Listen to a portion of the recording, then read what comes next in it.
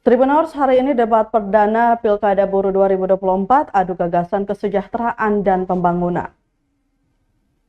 4 pasangan calon atau paslon Bupati Buruh akan beradu gagasan dalam debat perdana yang digelar di Aula Kantor Bupati Buruh Rabu 23 Oktober 2024. Debat ini mengusung tema besar kesejahteraan pembangunan, tata kelola pemerintahan, dan akselerasi pengembangan daerah.